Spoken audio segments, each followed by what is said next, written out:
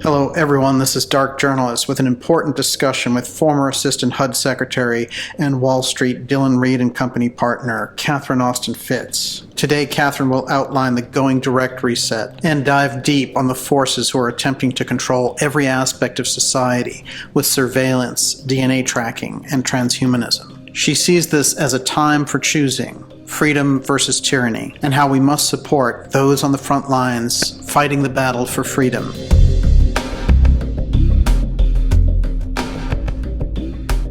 Catherine, I wanted to start off with your old boss at HUD, Jack Kemp.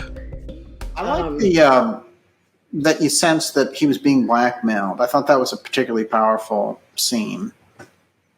So it was funny. Kemp really wanted to be successful politically, but he also really wanted to get important things done.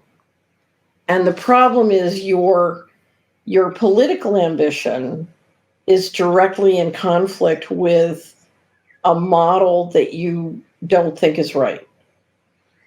So Kemp really wanted to end poverty and understood that the system didn't want that and felt a lot of tension about it. So, but he just, he was somebody who chose to implement corruption if that would get him higher. And it was kind of sad to watch him be blackmailed. So I tell the story in one of the posts I have of him being blackmailed. And I've never seen Daniel, it really touched me because I've seen people facing death, many times. And I've never seen anybody as afraid as Jack Kemp was when he was being blackmailed. It was horrible to watch his fear. Incredible. Well, because if you're blackmailed for what I suspect he was blackmailed for, you're not just going to lose your job. You're going to lose your family. You're going to lose your friends. You're going to lose your brand. You're going to lose your reputation. You're going to lose everything. And that's the dirty inner core. That idea, it's interesting, of control files, I think people understand a lot better in the digital age because it's so easy to obtain them. And we see this over and over again. Well, but think about this. I spent 11 years and $6 million proving that what they said about me was false. And what was amazing is right after I finished proving it, and it was amazing to watch the court unfold, I walked into the last trial, and they were then required to put on, they were required to back up all of these allegations that they've been making for years and years and years. And they had absolutely nothing.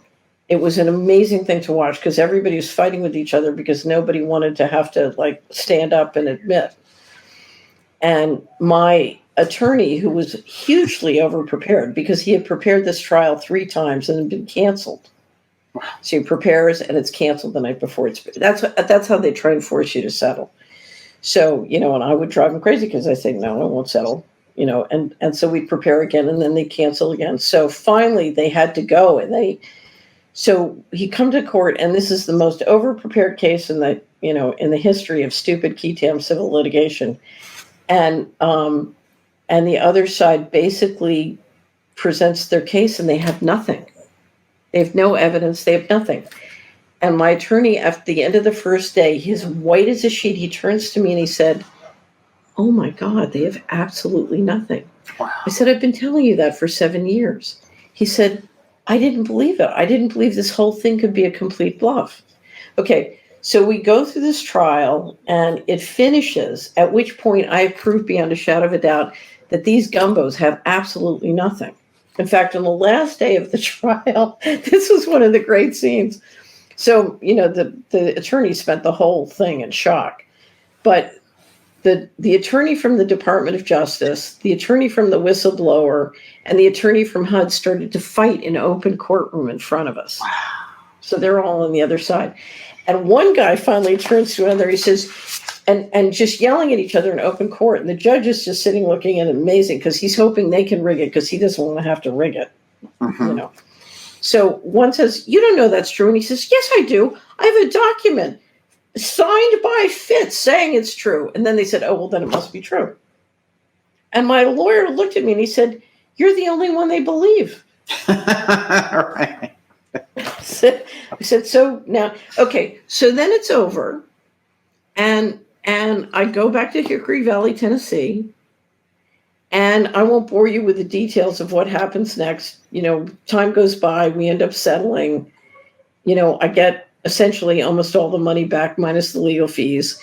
And because remember, this is a giant bill collection, at which point, I won't bore you with the details. People start pushing rumors. Oh, she really was guilty, but they couldn't say in trial what it really was. Blah, blah. Do you know what I mean? Oh, wow. Yeah. And that's when I realized the central bankers have to have me be wrong, because I'm running around saying, that they're stealing money out the back door, which they were. Mm-hmm. And now we know it's 21 trillion. Then it was only 4 or 5 trillion. Now it's 21 trillion and rising. Right. So what I discovered is they have to I have to be wrong no matter what. Right. And no science and no facts and no math and no finances and no financial statements and no budgets and no anything can prove that I'm right, because as a policy matter, I must be wrong. And they are willing to print an infinite amount of money to make sure I'm wrong. Incredible. So if you'll say I'm wrong, they'll pay you lots of money. John Potash, there was a documentary I watched of his recently, and he grabbed a clip of yours from an Aaron Russo special where you're talking about 9/11 and central bank stuff. And it's interesting because I was thinking, it was the 20th anniversary this past September, and there's still no good official answers for what took place. But 9/11 unleashed so much of the things that we're seeing now, and the whole emergency powers that we're still living under, which is something that Professor Scott is always pointing to and saying, well, regardless if the president was Obama, Bush, or Trump, they all signed the Emergency Powers Act.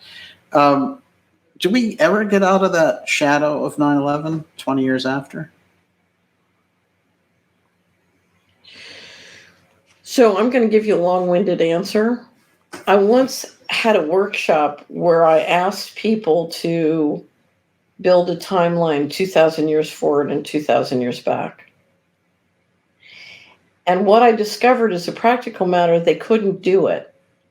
And the reason they couldn't do it was because they were stuck on certain events which had become energetically captured by lies.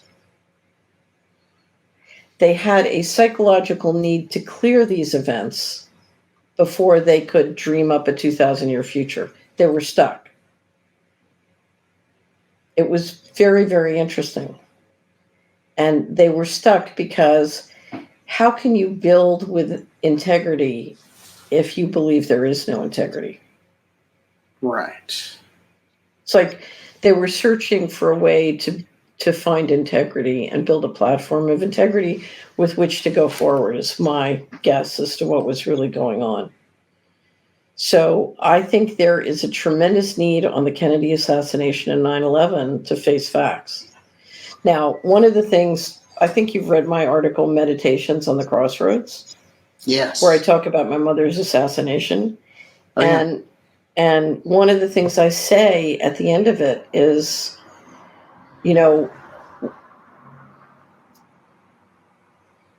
all these different things, whether it's narcotics trafficking or 9/11 or the Kennedy assassination, all these things were done or permitted by or covered up by people.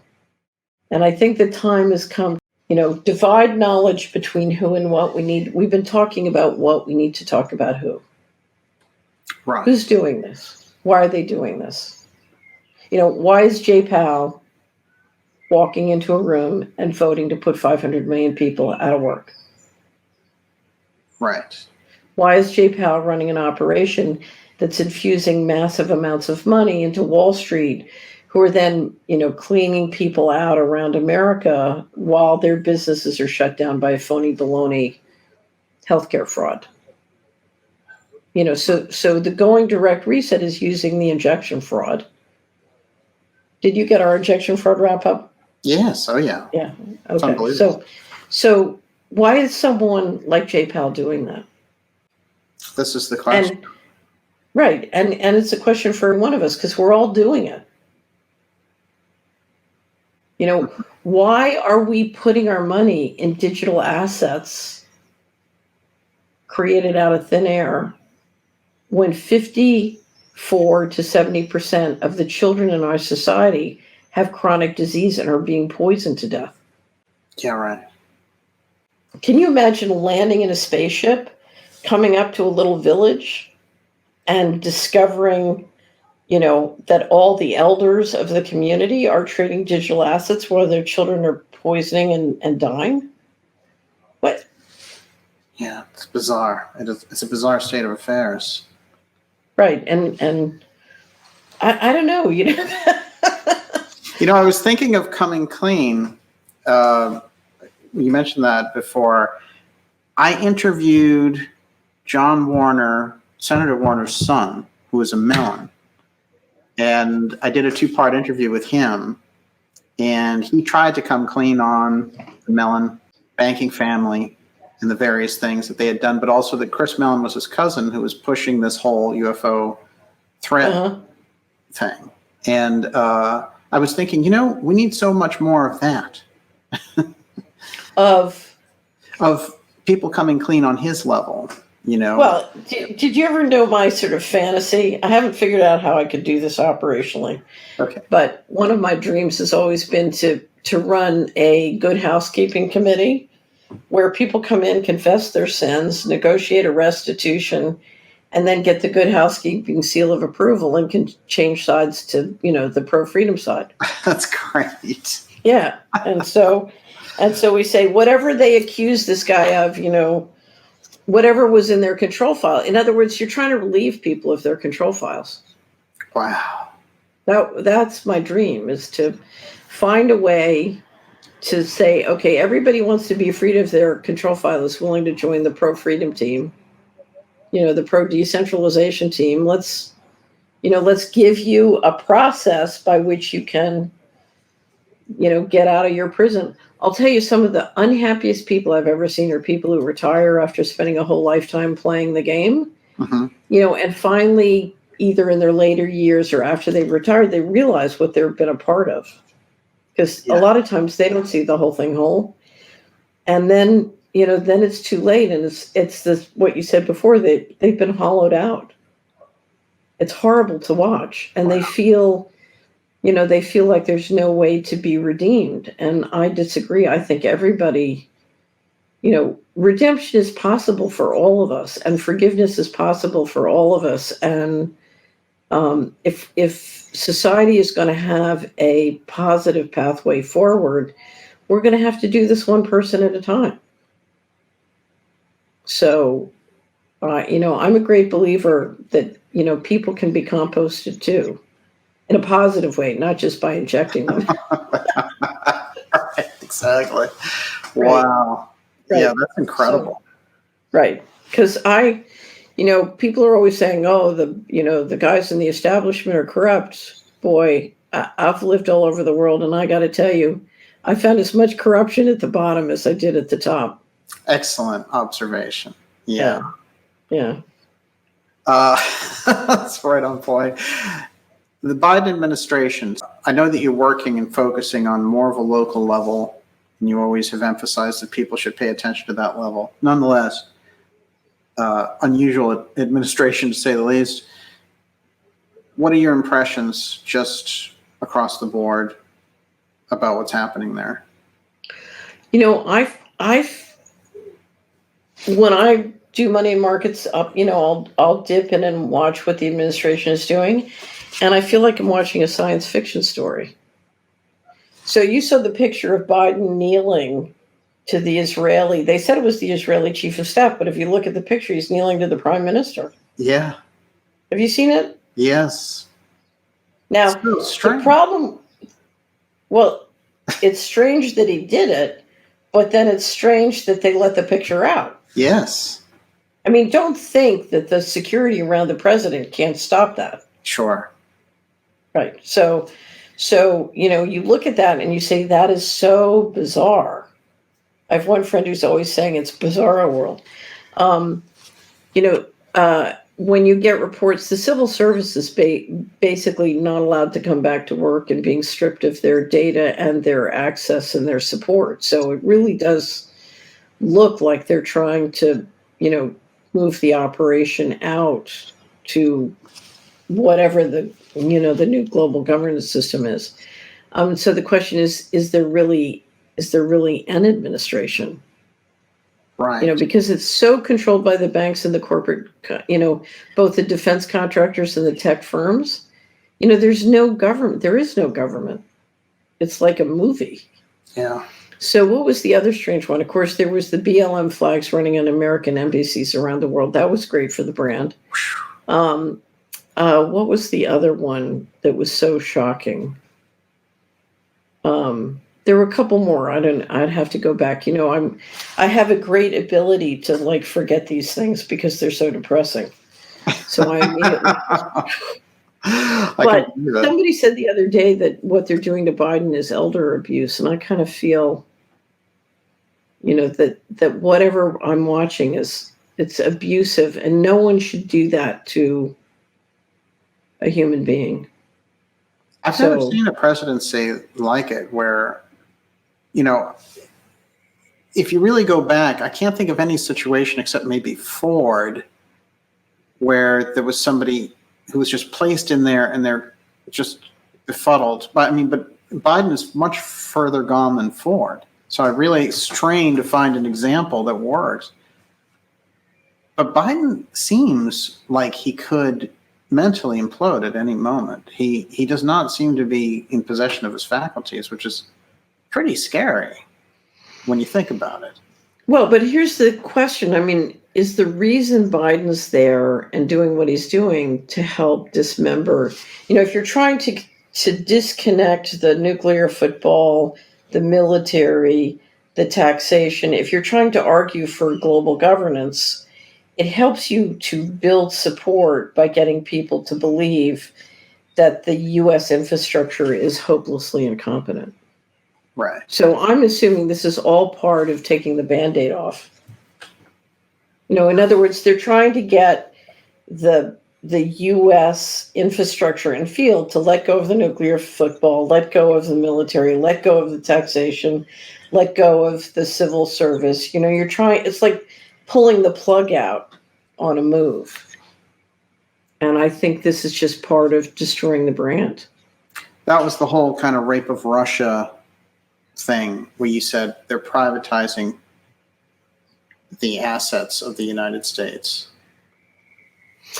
Well, I'm guessing, but it looks to me like they're putting together the argument for a global government, and they're trying to destroy the government infrastructure so that people give up, on trying to stop that from happening. But the other thing you're seeing is a clear effort to sort of dismember the states into different groups, or to even pull.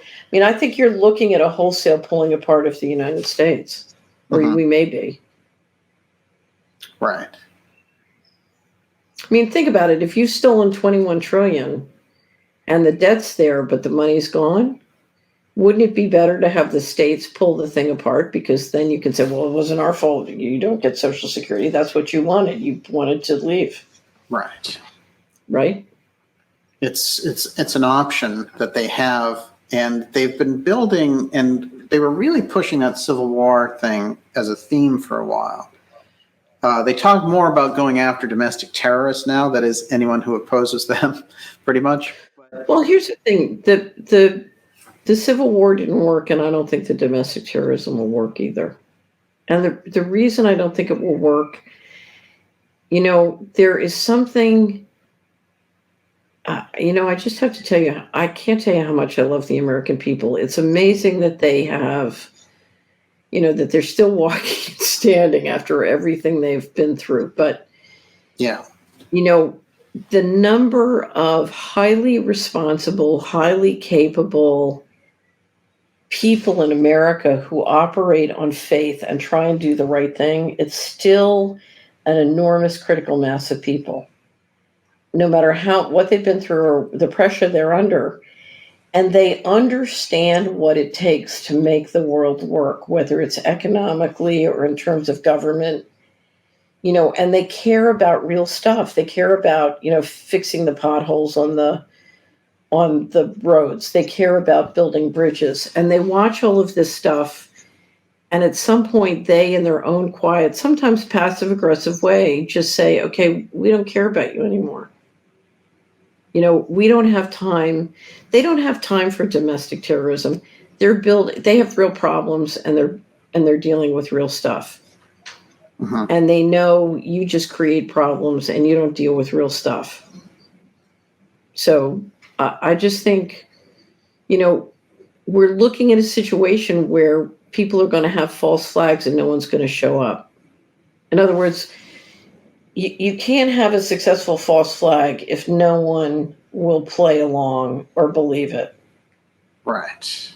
It's there's no audience anymore for a lot of this stuff. Exactly. Interesting. They need a new playbook. I think they have bet the ranch that mind control can get them across the goal line. Mm-hmm. And that's really the question. Can they, can mind control do what they need? I don't believe it can, but, I don't begin to understand the technology and what they've got up their sleeve. But we'll see. And the CIA UFO disclosures are probably part of that. I'm guessing, but I think if I were the CIA, the reason I would do that is to say, we need a global governance structure because we're dealing with a global problem, and this can't be handled by national governments, and we need the military to respond globally. Right. A lot of those leaders, like Boris Johnson, for example, it's like Invasion of the Body Snatchers. They start out as one person, and then they become kind of like the COVID dictator. Well, it gets back to there is no national sovereignty. So I go back to the guy in Canada who said, thank you for sending the rain. Wow. If you run a province in Canada and you're basically a hostage of weather warfare, and they can shut off your rain and destroy your farmers, and they're running around Africa assassinating African leaders and assassinating the Haitian president, what are you going to do? It was very interesting. I told you this. 3 times I've tried to publish Dylan Reed in the Aristocracy of Stock Profits. And the last time I tried to publish it, the 3rd time, they threatened somebody in my family. And the threat was delivered by a combination of 3 people. And it was only when you heard them all together that you realized, it was very elegantly and very carefully done. And I believed that there was a very good chance that they were sincere. And so I completely backed down. I didn't publish it. Now, my feeling is it's already public. If you want to read it, you can. But I also believe that I was not willing to run the risk that they were going to kill somebody. It's scary when it happens because you realize they absolutely have the power to do it. They can do it. And, you're not willing to do that to somebody you care about. Right. Right. Absolutely. Now, the book is incredible, and it's such an education. In fact, I think if you're operating in this environment today and you haven't read that book, you're missing such a vital piece of how the structure was set up. It's kind of like a missing puzzle piece in looking at it. So I wrote it like a case study for business school to help people understand how the model worked. And also to help people how they had been tricked. Because the hard thing for many people to understand is, the hard part of facing I'm a patsy is how come, I care, I read, I study, I'm smart. How could I get that tricked? And you have to understand how the model works, to understand how this is all going on and you didn't notice. And so it was written as a case study for business school. Actually, because of what happened, we have all the legal documents. You could even use it as a case study. I'd love to write a case study for a law school to use it because it's a Wow. It's a primer in how to manipulate civil procedures to, engage in criminal enterprise. incredible. Yeah. Yeah, it's remarkable. And your own biography runs through it as well, which is interesting because, it's like your own firsthand experiences, which I think is a little bit different than what we typically get with books like this, which are analysis from the outside very often. Well, that's because one of the reasons I went to HUD was I wanted to get place-based data so that I could map out what was going on in the economy. And then when the litigation happened, I decided, okay, I'd never wanted to look on the covert side, but then I had to map out the covert side. And I think the way to understand the covert side is to see it in your own life and history. I went back when I was traveling around the country talking, I was driving around the country talking and seeing all my relatives, including people I'd really never met or got to know. And it was funny because I downloaded all the history and information from all these older relatives, and then they all died. And I realized, I just downloaded this precious history. And one of the things I discovered after going through history after history is I realized, these people have been harvested for generations and they don't see it. We think, that happened to me, my accidents, or this was a coincidence, we don't see the game. And so part of the reason I wrote Dylan Reed is, we have to see the game. If we can see the game, then we can get into the game as a player and start to change the game. Right. Exactly. So that's what I say to everybody. Yes, there is a going direct reset. So the establishment is doing a reset. But the reality is there needs to be a reset. So where's our reset? Right.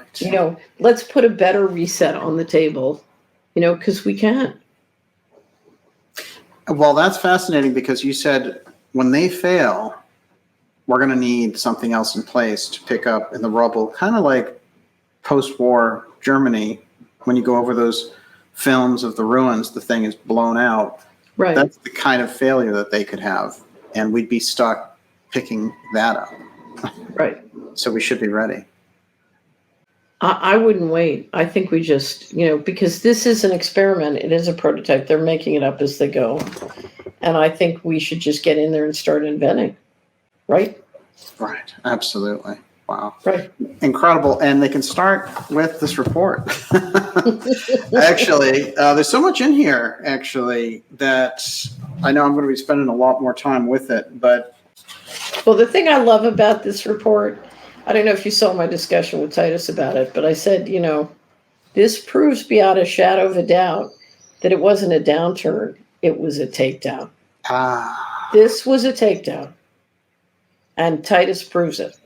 This was a takedown. They went in and they voted to take down the economy. Remarkable. Right. It's Wyoming. Remarkable. And think about it. Jackson Hole, Wyoming. So think about it. They voted to take down the economy, and now 34% of the small businesses in America are shut down, and 60% of the African-American businesses are shut down. Wow. Yeah, so take that BLM and stuff it. Right. Well, the leader of BLM went and bought those 4 houses there in this ritzy LA neighborhood, Well, covering up genocide pays well. Wow. True. Remarkable. Catherine, we have this report. We have the one that's coming out. The one that's coming out next is the Take Action.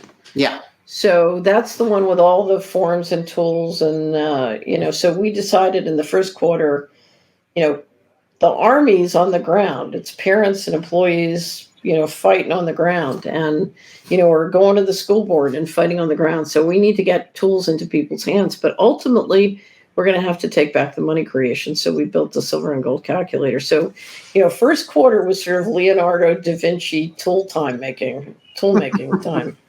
And then now we're doing CBDCs. So fantastic. Yeah. So we have to learn how to support our Army. Right. Exactly. So support our Army. A lot in the first quarter wrap up will help you. And then this one on CBDCs will help you understand how they're going to throw the trap. And, all I can say is go to Solari.com. And the first thing you ought to do is go watch that video. Click on Get Cash Friday. Click on Cash Friday. It's up in the right-hand corner. watch Carstens explain to you, we will have complete control. Our analysis on CBDC, in particular for the use of general use, we tend to establish the equivalence with cash, and there is a huge difference there. For example, in cash, we don't know, for example, who's using a $100 bill today. We don't know who is using a 1,000 peso bill today. A key difference with the CBDC is that central bank will have absolute control on the rules and regulations that will determine the use of that expression of central bank liability. And also we will have the technology to enforce that. Those two issues are extremely important, and that makes a huge difference with respect to what cash is. So if you're not supposed to go more than 5 miles from your home, guess what? Your money won't work more than 5 miles from your home. If you're not supposed to buy pizza, guess what? Your money won't work buying pizza. So Carstens will explain to you in 56 seconds, but then use cash on Friday.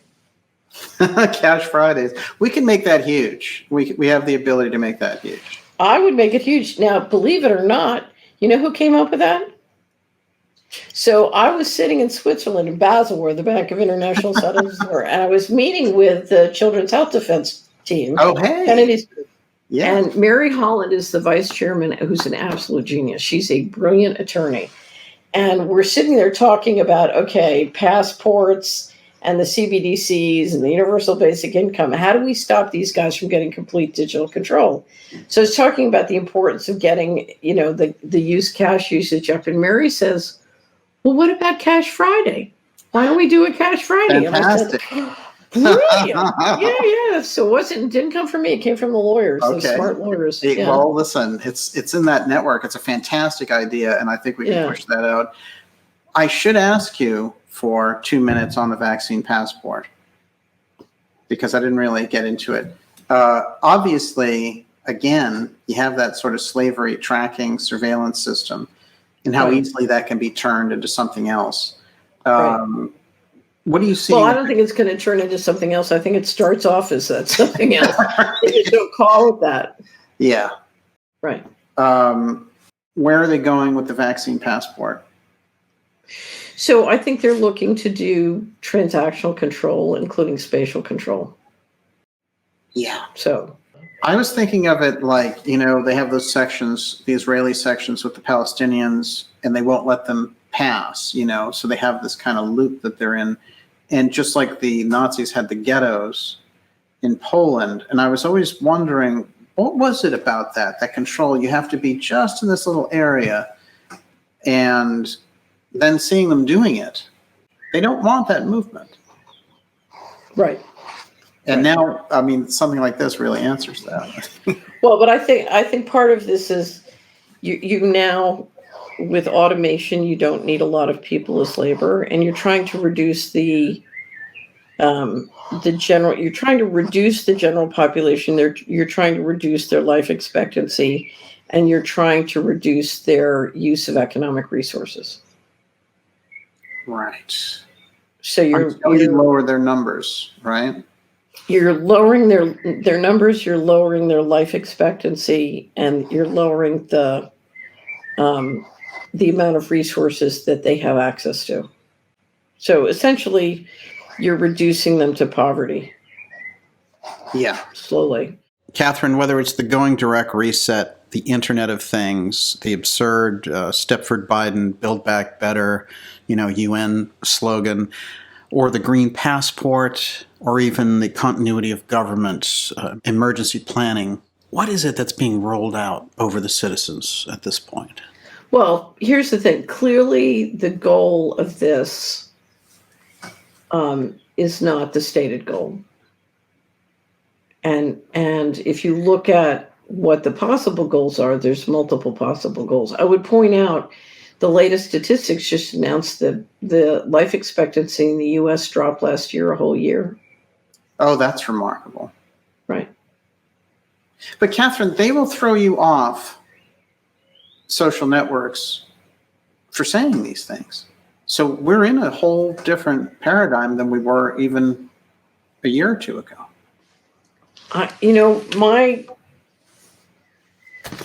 Why are we even on social networks? Yeah, right. Right. I mean, here's the thing. There is a civilization, and you can be a member of that civilization. But if you don't want to share those values, then you can try and build something else. Right. So it's the whole be in the world, but not of the world. So I have no interest in whining about the fact that, I can't post a video on YouTube. Mm-hmm.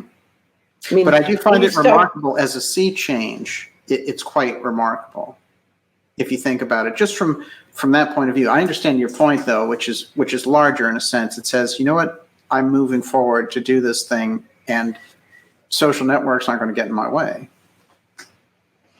Well, I would say it this way, which was in 2000, we tried many, many things I started Solera in 2008, and we tried many, many things from 2008 to 2014. And in 2014, I sat down and I said, I've had it. We're going to take this down to a team of people who I believe have integrity. And we're going to try and do what we can do with people of integrity. And then it'll go where it goes, and it'll be what it'll be, and I have no idea. But I'm not going to try and play, fly in the spider's web. Right. I'm just going to, I'm going to get off the Titanic. I'm going to paddle out. I'm going to pick up some, if there's any flotsam and jetsam floating around, I'm going to pick it up. I'm going to see what kind of arc I can make with a few people who want to do it. And I'm just going to turtle forward. Because I don't want to be on the Titanic. I don't want to listen to the band. I don't want to shuffle the deck chairs around. I don't want to be a part of it. Whether it sails or sinks, I'm out. Right. So. Yeah, that's crucial. Well, but you have to build, don't worry about the other guy's conspiracy. Build one. Right? Well, that's your motto. Right. You used to end all your shows like that, right? Well, but here's the thing. I spent my whole life being a conspiracy generator, soldier, implementer. I thought conspiracies were wonderful. We loved doing them. They were great. Yeah. And when I was shocked to discover that people thought there was anything bad about conspiracies, I was like, what do you mean? Conspiracies are what we used to build our worlds. Well, why wouldn't we love them? Let's start one. Yeah. Yeah. It's all about where you're coming from. Incredible. No, it's all about where you're going. Yes. Yeah. Definitely. It's great to see you. It's great to see you, Daniel. Fantastic. Everyone has to get this Solari report, the free Solari Silver and Gold calculator, available at Solari. Yeah, and all the forms, the employees, school, parent forms, they're all free. Just come into the homepage. But I'll tell you, this is a doozy. No question. You should have John Titus on. Yes, so, absolutely. Yeah, you should get John Titus on the Dark Journalist. Mark Skidmore did an analysis. Yes. And his have you seen his latest? I saw the he just did another missing money update. Yes. Yeah, so you should have Skidmore on. He's rocking. He brought up his own blog, and it's called Lighthouse Economics. It's fabulous. Oh, right. Okay. I sent you that link. Yeah, yes. Very good coverage. So Skidmore is rocking. Titus is rocking. You should get them both on. I'll tell you, the thing that can dovetail and where we can use the establishment against itself is their big promotion of the UFO file right now. The missing trillions can come right in the middle of that discussion, and all those people can go, ooh, start talking about that. And so I always tell people, they say, well, you can't get the money back. I said, yeah, but you can get a stock certificates in the UFOs. Wow. Now you're talking. That's our asset. Yes. Right? It's UFO Inc. Right. If you go back to the 2015 wrap up, there is a picture of a stock certificate That's in the right. spaceship of John Doe. John, That's right. what is it? John Q. Citizen or something? Yeah. I have So it no, right here. I was very clear. That's our equity. We can, you don't have to sell the UFO and give me the cash. I'll just take a stock certificate in the spaceship. Now you're talking. Yeah, That there is you go. incredible, though. Right. And we have a discussion, you and I, from 2015, the UFO economy, which lays out really a lot of this track. That's the interesting thing, which is when I say you were ahead of the curve on it, that's what's remarkable in the sense that you had the guts to talk about it. Also, considering you were, between this world and the investment world. Well, I don't know, because for a long time I just tried to understand it. I was slower to talk about it than I would have liked to be, but I just, if you're dealing with a subject where you don't have the intelligence you need to know what's really going on, you have to build a framework for the unanswered questions. And it took me a long time because I used to hate diving into the topic. My tool is money, and that's a topic that doesn't lend itself to being mapped with money. Yeah. And you have to really go back way long in history. You have to deal with a lot of bizarre phenomena. It just took me a long, long time. And part of it was, if you look at the work that other researchers were doing and then publishing, they were digging and framing and digging and framing and digging and framing. And so it took me a long time to get to the point where I felt I had a framework that was useful to share. Oh, yeah. So, yeah. It's valuable. No one had ever really tracked the money around it. Something that Jim Mars came up with, and he did one really good book on UFOs, but he understood some of the stranger dynamics, but he found an order deep in the archives of Truman saying, don't shoot at them anymore. Right. I thought that's significant, those types of things. And it's that quality, that caliber of research. Unfortunately, around the UFO thing now, it's gone, like, talking about mind control. It's completely sick environment.